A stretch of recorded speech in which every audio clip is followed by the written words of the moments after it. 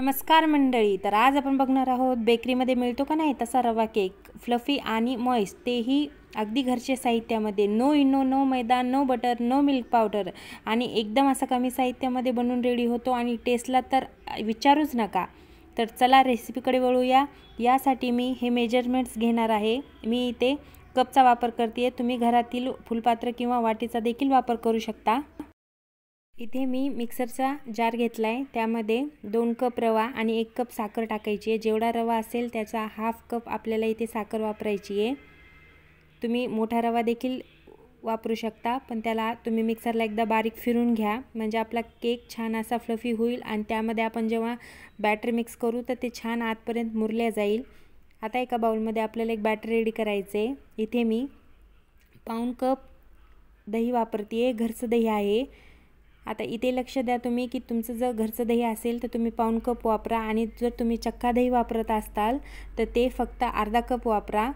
आणि एकदम असं आंबट दही असेल तर फक्त 4 ते 5 चमचेच दही वापरा, जास्त वापरू नका. याला व्यवस्थित असं फेटून घ्यायचं आहे आपल्याला. याच्या गुठळ्या मोडून घ्यायच्यात. हे बघा, एकदम अशी क्रीमी कन्सिस्टन्सी आली पाहिजे. आता आपल्याला यामध्ये त्याच कपाने पाऊण कप तेल टाकायचे. फक्त मोहरीचं तेल सोडून तुम्ही कोणतंही तेल वापरू शकता, फक्त उग्र वासाचं तेल वापरायचं नाही. याला पण असं व्यवस्थित मिक्स करून घेऊया. इथे तुम्ही बटर किंवा तूप देखील वापरू शकता. इथे मी दूध गरम करून रूम टेम्परेचरला थंड केले आणि फुल 1 कप भरून दूध घेतले. मी व्यवस्थित असं मिक्स करू. हे सर्व साहित्याची लिस्ट मी डिस्क्रिप्शन बॉक्समध्ये ॲड करेल. आता यामध्ये आपल्याला ग्राइंड केलेलं रवा आणि साखरेचं मिक्सचर घालायचं आहे. याला व्यवस्थित असं मिक्स करायचं आहे. पूर्ण गुठळ्या मोडून घ्यायच्यात आपल्याला. हे बघा, ही कन्सिस्टन्सी आली पाहिजे. आता यामध्ये आपल्याला व्हॅनिला एसेन्स टाकून घ्यायचा आहे. तुम्ही वेलची पावडर देखील टाकू शकता. याला व्यवस्थित मिक्स करून साईडला 20 मिनिटं ठेवायचं आहे आपल्याला, म्हणजे या बॅटरमध्ये व्यवस्थित असा रवा मुरल्या जाईल आणि छान फुलेल आणि केक एकदम असा मऊ होईल. तोपर्यंत आपण टीन तयार करून घेऊया. यासाठी मी एक कुकरचा डबा घेतला आहे. यामध्ये बटर पेपर लावायचा आणि ह्याला तेल लावून घ्यायचं छान. जर तुमच्याकडे बटर पेपर नसेल तर डब्याला तेल लावून तुम्ही त्यावर मैदा देखील टाकू शकता. हे बघा, ह्या पद्धतीने सर्व काठांना पण तेल लावून घ्यायचं आहे. आपला टीन रेडी आहे. इथे कुकर प्रीहीट करून घेऊया. आता याच्या बेसमध्ये मी थोडंसं मीठ टाकते आहे. याचा कलर चेंज आहे कारण की तो 1-2 वेळेस मीठ वापरला आहे मी.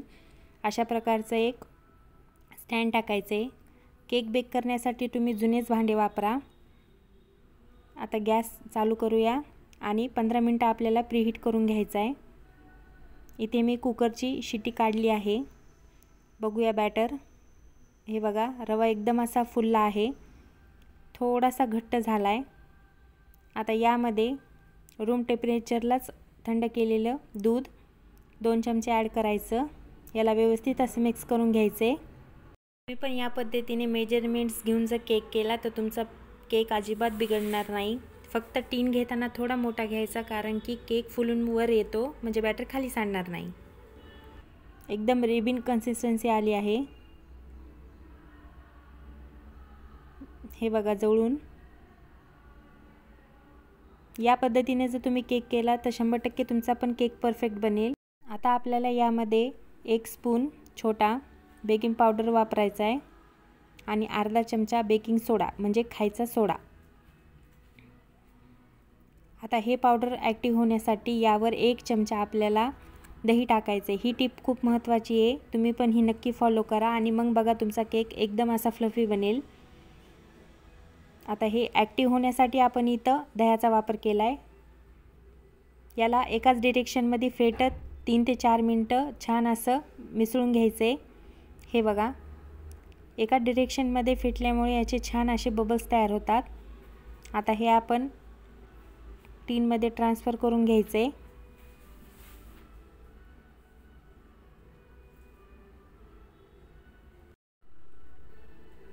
हे बघा, 2 ते 3 वेळेस असं टॅप टॅप करायचं आहे. आणि आता आपल्याला कुकरमध्ये हा टीन ठेवून घ्यायचा आहे. कुकरची छान वाफ येते आहे. छान असा कुकर प्रीहीट झाला आहे. आता सांडशीच्या साह्याने आपण डबा आत ठेवून घेऊया. अगदी अलगद ठेवायचा आहे, नाहीतर पोळू शकतं. आता कुकरचं झाकण लावून 45 मिनिटं हा बेक करून घ्यायचा आहे लो फ्लेमवर. थंड झाल्यास चेक करूया. हे बघा, सुरी एकदम अशी प्लेन आली आहे. केक छान असा शिजला गेला आहे. साईडने पण कडा सोडलेले आहेत. मला हा केक बेक करायला 50 मिनिट लागले. आता हे केक थंड होऊ द्यायचा आणि मगच डिमोट करायचा, म्हणजे केक असा छान सुटतो. आता काढून घेऊया टॅप करत. हे बघा, आपला एकदम असा बेकरीसारखा रव्याचा केक घरच्या घरी बनून तयार आहे. तुम्ही बघू शकता, अतिशय असा चारी बाजूने छान व्यवस्थित शिजला गेला आहे. कुठेही ब्रेक झाला नाही आहे आणि वरून असा फुगून फुटला पण नाही आहे. खूप असा छान केक तयार झाला आहे. तुम्हाला मी हा कापून दाखवते. बघा, खूप असा सुंदर केक झाला आहे. तुम्ही पण ही रेसिपी नक्की ट्राय करा आणि मला सांगायला विसरू नका. एकदम असा मॉइस्ट झाला आहे. मग वाट कशाची बघताय? तुम्ही पण ही रेसिपी ट्राय करा आणि मला कमेंटमध्ये सांगायला विसरू नका की तुम्हाला ही रेसिपी कशी वाटली. तुम्ही तुमच्या आवडीच्या शेपमध्ये कट करू शकता. एक पीस दाखवते. हे बघा, अतिशय सुरेख असा केक झाला आहे आणि टेस्टला तर विचारूच नका. घरच्या घरी बनवा आणि तुम्ही पण खा. तर सोनालीज किचन व्लॉग्सला सबस्क्राईब करायला विसरू नका. अशाच नवीन रेसिपीसाठी नक्की सबस्क्राईब करा. धन्यवाद.